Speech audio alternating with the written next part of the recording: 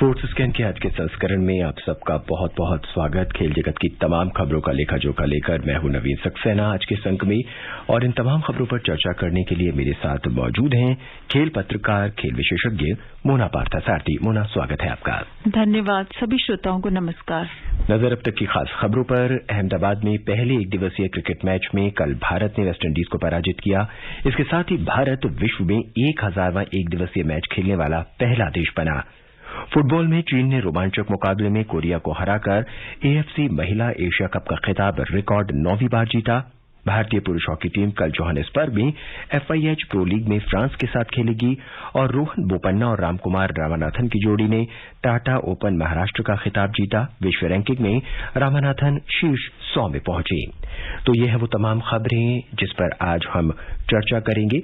सबसे पहले बात हम करते हैं कल की। अहमदाबाद में कल पहला एक दिवसीय क्रिकेट मैच हुआ भारत और वेस्टइंडीज के बीच, और भारत ने ये मैच 6 विकेट से जीत लिया। 3 मैचों की ये श्रृंखला है। 1-0 की बढ़त भारत ने हासिल कर ली है। अगला मुकाबला बुधवार को अहमदाबाद में होगा। हालांकि सारे मैच अहमदाबाद में ही खेले जाएंगे। चर्चा करेंगे, लेकिन इससे पहले सुन लेते कल दिन भर मैच में क्या हुआ श्रीराम की इस रिपोर्ट में। कप्तान रोहित शर्मा के 51 गेंदों में 60 रन की शानदार पारी की बदौलत अहमदाबाद के नरेंद्र मोदी स्टेडियम में कल खेले गए पहले मुकाबले में भारत ने वेस्टइंडीज को हराकर 3 मैचों की श्रृंखला में बढ़त बना ली है। वेस्टइंडीज ने 177 रनों के जवाब में भारतीय टीम ने 28 ओवर में ही 4 विकेट गंवाकर 178 रन बना लिए, जिससे उन्हें 1000वें वनडे में जीत मिली। वेस्टइंडीज की ओर से अल्जारी जोसेफ ने 2 विकेट अपने नाम किए, वहीं अकील हुसैन ने 1 विकेट लिया। लक्ष्य का पीछा करने उतरी भारतीय टीम की शुरुआत शानदार रही। सलामी बल्लेबाज कप्तान रोहित शर्मा और ईशान किशन ने मिलकर तेज गति से रन बनाए। दोनों के बीच 84 रनों की साझेदारी के बाद कप्तान रोहित शर्मा 10 चौके और 1 छक्के की मदद से 60 रन बनाकर आउट हो गए। इसके बाद आए विराट कोहली ने कुछ कमाल नहीं किया और 8 रन बनाकर जोसेफ की बॉल पर आउट हो गए। भारत की ओर से ऋषभ पंत भी कुछ खास नहीं कर पाए और 11 रन बनाकर पवेलियन लौट गए। इस बीच वेस्टइंडीज ने जल्दी विकेट चटकाकर मैच में वापसी करने की कोशिश की, लेकिन सूर्य कुमार यादव और अपना पहला मैच खेल रहे दीपक हुड्डा ने पारी को संभाला और दोनों ने 63 गेंदों में 62 रनों की साझेदारी कर भारत को ऐतिहासिक मैच जिताने में महत्वपूर्ण भूमिका निभाई। इससे पहले टॉस हारकर पहले बल्लेबाजी करने उतरी वेस्टइंडीज टीम की शुरुआत बेहद खराब रही, क्योंकि 20 ओवरों में ही उन्होंने अपने 4 महत्वपूर्ण विकेट खो दिए। इसके बाद भी वेस्टइंडीज का विकेट गिरने का सिलसिला खत्म नहीं हुआ। चहल ने अपनी जादुई गेंदबाजी में वेस्टइंडीज के बल्लेबाजों को फंसाए रखा। भारत की ओर से सबसे ज्यादा युजवेंद्र चहल ने 4 विकेट चटकाए। वहीं वाशिंगटन सुंदर ने 3 सफलताएं अपने नाम की, जबकि प्रसिद्ध कृष्णा ने 2 और मोहम्मद सिराज ने 1 विकेट लिया। Shriram Sharma, sports scan.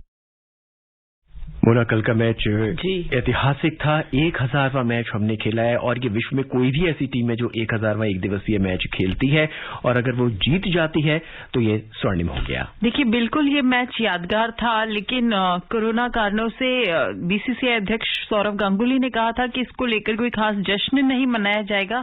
तो ये जो जश्न है वो जीत के रूप में टीम ने बनाया और अच्छी खासी जीत दर्ज की। दक्षिण अफ्रीका दौरे के निराशाजनक प्रदर्शन के बाद काफी उत्साहवर्धक ये जीत रही, और यहाँ पर 2 खिलाड़ियों की हम खास तौर पे चर्चा करेंगे।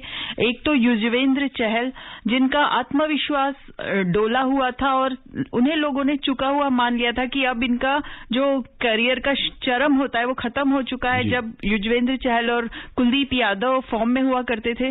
लेकिन जिस तरीके से उन्होंने वापसी की है, 4 विकेट लिए हैं, तो यहाँ पर रोहित की कप्तानी की दाद देनी होगी कि उन्होंने खोया आत्मविश्वास अपने प्रमुख गेंदबाज का लौटाया है।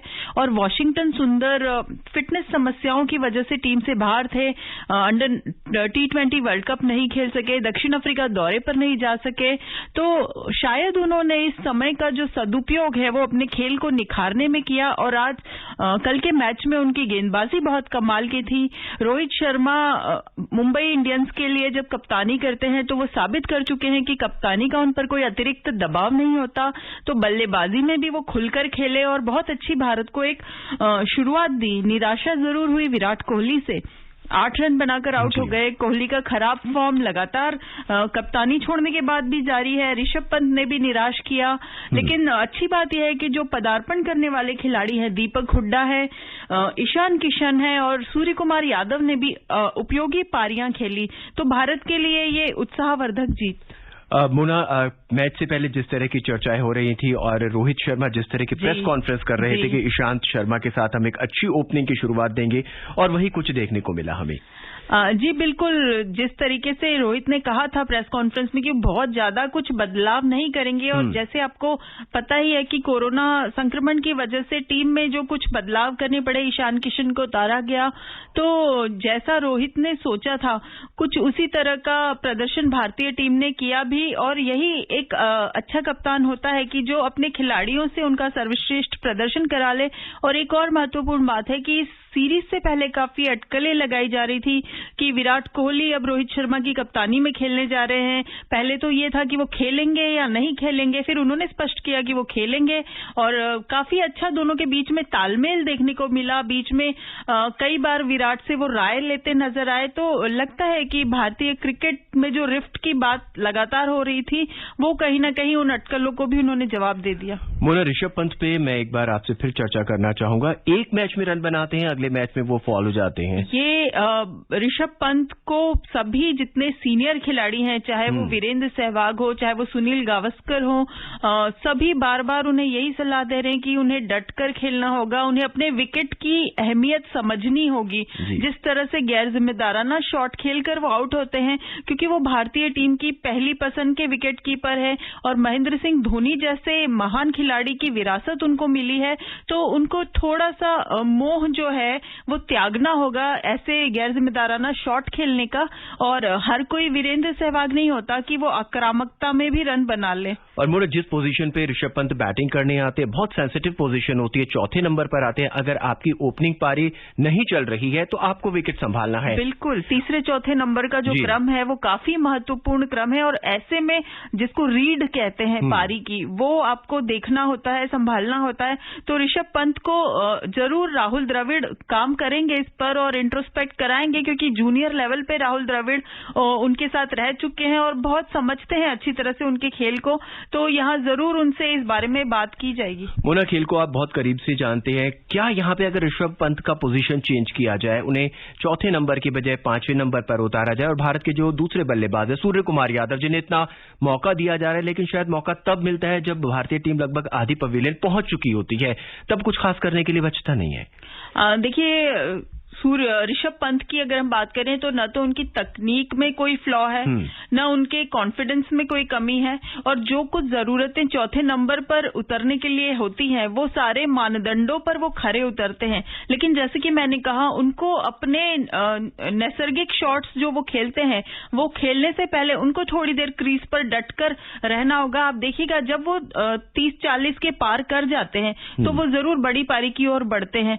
तो यहाँ पर क्योंकि वो बहुत ही बेखौफ बल्लेबाज हैं, और मध्यक्रम में आपको ऐसे ही बल्लेबाज की जरूरत है। जो सूर्य कुमार यादव है या नीचे क्रम के जो बल्लेबाज हैं, उनको आप लप्पेबाज के तौर पे इस्तेमाल कर सकते हो, लेकिन जो पारी के सूत्रधार की भूमिका निभाने की जिम्मेदारी है, वो मुझे लगता है कि ऋषभ पंत उस रोल में खरे उतरते हैं। भारत की बॉलिंग पर नजर डाले, बुमराह नहीं है, शमी नहीं है, और बड़े गेंदबाज कल नजर नहीं आए, लेकिन जिस तरह से भारतीय गेंदबाजों ने अपनी पारी को संभाला कहें कि जिस तरह से गेंदबाजी की और पूरी तरह से वेस्टइंडीज की टीम ढह चुकी थी, क्या कहेंगे उसमें? भारतीय स्पिन की कल तूती बोली है, जैसे कि मैंने कहा पहले भी। युजवेंद्र चहल को देखिए, चूंकि आर अश्विन फॉर्म में नहीं है और प्रदर्शन काफी उनका औसत रहा है पीछे, तो चहल को वापसी का मौका मिला और उन्होंने दोनों हाथों से उसे भुनाया और बहुत अच्छी गेंदबाजी की। वॉशिंगटन सुंदर जो है, उनका भी प्रदर्शन बहुत अच्छा रहा, और मोहम्मद सिराज तो खैर लगातार अच्छा प्रदर्शन कर ही रहे, और प्रसिद्ध कृष्णा ने भी अच्छा प्रदर्शन किया। तो ये आप स्ट्रेंथ देखिए कि भारत के पास न सिर्फ बल्लेबाजी में बल्कि गेंदबाजी में भी इतनी गहराई है कि आपके सारे प्रमुख गेंदबाज नहीं खेल रहे हैं। जसप्रीत बुमराह नहीं है, मोहम्मद शमी नहीं है, उसके बावजूद आप देखिए कि प्रदर्शन कितना अच्छा रहा कि वेस्टइंडीज जैसी टीम को, जिसमें डेरेन ब्रावो है, किरण पोलार्ड है, शाई होप है, निकोलस पूरन है, ऐसी टीम को, ऐसे बल्लेबाजों को 178 रन पर आउट कर देना, ये बहुत बड़ी उपलब्धि है। वेस्टइंडीज ने कैमर रॉच की वापसी की है, लेकिन वो भी कुछ खास करते हुए नजर नहीं रही है। बिल्कुल, जितना डेसमंड हैंस ने उन पर भरोसा जताया था कि एक अनुभवी खिलाड़ी की टीम को जरूरत है, उस हिसाब से देखा जाए तो वो कुछ खास कमाल कर नहीं पाए। लेकिन अभी 2 मैच बाकी हैं, तो इस टीम के पास प्रतिभा है और जरूर वो दूसरे मैच में वापसी करके तीसरे मुकाबले को रोमांचक बनाना चाहिए। श्रृंखला के सभी मैच अहमदाबाद में खेले जाएंगे। पिच लगभग वैसी ही रहेगी, मौसम भी लगभग वैसा ही रहेगा। क्या कहेंगे, क्या ये क्लीन स्वीप करेगी भारत? अभी तो कोई कयास लगाना मुश्किल है, लेकिन हमारे स्पिनरों का जिस तरह से प्रदर्शन है और जिस तरह से विकेट में टर्न मिल रहा है, उसको देखते हुए लगता है कि थोड़ा सा पलड़ा भारत के पक्ष में जरूर रहेगा। और यहां से अगर ये गेंदबाज और बल्लेबाज इस लय को कायम रखते हैं तो हो सकता है कि भारतीय टीम क्लीन स्वीप करे। मोना, अब भारत और पाकिस्तान के मैच की बात करते हैं। 23 अक्टूबर को 2020 विश्व कप का मुकाबला खेला जाना है और जब भी भारत और पाकिस्तान का मुकाबला होता है कोई एक रोचक मुकाबला देखने को मिलता है। और अगर हम टिकट की बात करें, जो खबर आ रही है कि आईसीसी ने इस मैच को लेकर टिकट बेचना शुरू किया और एक ही घंटे में सारे टिकट बिक गए हैं। 60,000 टिकट जो हैं केवल भारत और पाकिस्तान के मुकाबले के बिके हैं, कुल 2 लाख टिकटों में से।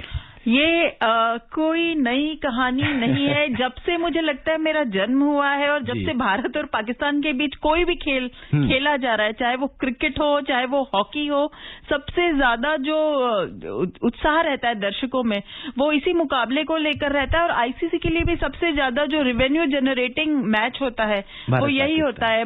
ये तो क्रिकेट की बात है, क्रिकेट का जादू तो वैसे ही भारतीयों के और पाकिस्तानियों के सिर चढ़कर बोलता है। लेकिन मैं आपको उदाहरण देती हूं कि जब 2010 राष्ट्रमंडल खेल हुए थे और हॉकी का मैच था भारत और पाकिस्तान के बीच नेशनल स्टेडियम पे, बाकी सारे मैचों में इक्के दुक्के कुछ दर्शक दिखते थे, लेकिन उस दिन खचाखच भरा हॉकी का मैदान। फिर 2014 में भुवनेश्वर में चैंपियंस ट्रॉफी हॉकी होती है, खचाखच भरा कलिंगा स्टेडियम। तो ये एक अजीब अतिरिक्त ऊर्जा है जो भारत और पाकिस्तान के बीच खेल के किसी भी खेल के मैदान पर देखने को मिलती है। 23 अक्टूबर को दोनों टीमें मेलबर्न क्रिकेट ग्राउंड में नजर आएंगी। भारत को सुपर 12 में पाकिस्तान, दक्षिण अफ्रीका, बांग्लादेश और 2 क्वालिफायर के साथ ग्रुप 2 में रखा गया है। पूरे टूर्नामेंट में भारत कुल 5 मैच खेलेगा। पहला मैच 23 अक्टूबर को पाकिस्तान के साथ, दूसरा 27 अक्टूबर को ग्रुप ए के रनर अप के साथ, तीसरा 30 अक्टूबर को दक्षिण अफ्रीका के साथ और टीम अपना चौथा मैच 2 नवंबर को बांग्लादेश के साथ और 5वां 6 नवंबर को ग्रुप बी के विनर के साथ खेलेगी। और अब बात हॉकी की। भारतीय हॉकी टीम कल जोहानिसबर्ग में FIH प्रो लीग के शुरुआती मुकाबले में फ्रांस के साथ खेलेगी। भारत इस दौरे में दक्षिण अफ्रीका और फ्रांस के साथ 2-2 मैच खेलेगा।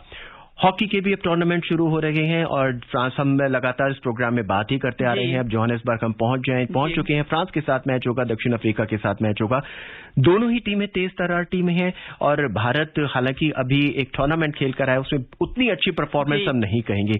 इसमें आप क्या कहना चाहेंगे? देखिए, टोक्यो ओलंपिक के बाद जितनी अपेक्षाएं थी तो पिछले टूर्नामेंट में एशियन चैंपियंस ट्रॉफी में उस तरीके का प्रदर्शन नहीं रहा। लेकिन ये नया टूर्नामेंट है और इससे एक तरह से कहा जाए कि सत्र का आगाज भारतीय टीम करेगी। दक्षिण अफ्रीका और फ्रांस दोनों रैंकिंग में भारत से बहुत नीचे हैं और दोनों को जो पिछला मुकाबला हुआ था 2 साल पहले फ्रांस से और उससे पहले दक्षिण अफ्रीका से, भारत ने जीत आसानी से दर्ज की थी।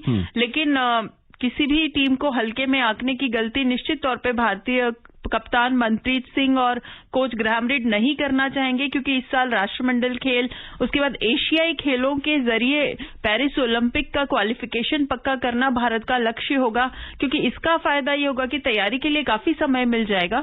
तो भारत यहाँ सारे संयोजनों को आजमाते हुए अपनी कमियों पर काम करने और अपने जो मजबूत पक्ष हैं उनको और मजबूत करने के लिए कोशिश करेगा। तो एक अच्छी टीम है भारत के पास, युवा खिलाड़ी भी हैं, अनुभवी खिलाड़ी भी हैं, अच्छा कप्तान है, कैप्टन कूल है हॉकी के, और एक अच्छा रणनीतिकार कोच भी है, सपोर्ट स्टाफ है पूरा, जितना कुछ चाहिए भारतीय टीम को, हर तरह से तैयारी की पूरी सुविधाएं हैं। तो मुझे लगता है कि अच्छा प्रदर्शन देखने को मिलेगा। हॉकी आपका फेवरेट खेल रहा है मोना। भारतीय तकनीक और दक्षिण अफ्रीका की तकनीकों में क्या कुछ खास फर्क नजर आएगा? देखिए, अभी तो सभी फास्ट पेस्ड हॉकी खेलती हैं टीमें। जो हम भारत पाकिस्तान की एशियन स्टाइल की बात करते थे, अब वो सारा स्टाइल इतना मिक्स हो चुका है, यूरोपियन शैली और एशियाई शैली, कि अभी लगभग जो शीर्ष टीमें हैं वो एक जैसे रफ्तार पे हॉकी खेलती हैं।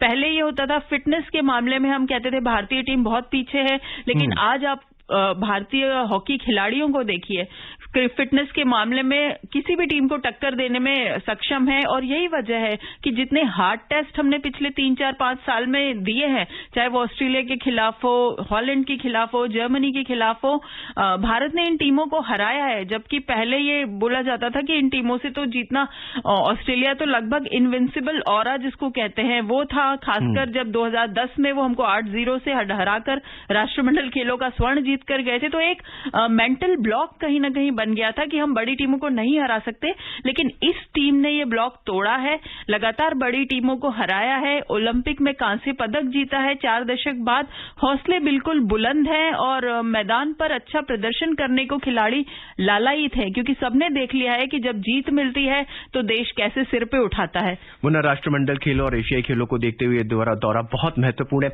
एक बात हम यहाँ से जानना चाहेंगे कि एस्ट्रोटर्फ का कलर अब जो इन्होंने चेंज कर दिया उसमें क्या खास बात है? देखिए, अब तो काफी टाइम हो गया है कि लंबे समय से उस पर ब्लू पर खेलते आ रहे हैं और देखने में भी सुंदर लगता है। अब मुझे लगता है अभ्यस्त हो गई है टीमें। अब तो भारत में भी ब्लू टर्फ उनको मिल गया है, तो बहुत ज्यादा उसमें कोई फर्क मुझे लगता नहीं है कि होगा। लेकिन हाँ, यहाँ पर यह है कि भारतीय टीम को हालात के अनुकूल वहां जल्दी ढलना होगा और अपना प्रदर्शन अच्छा करना होगा।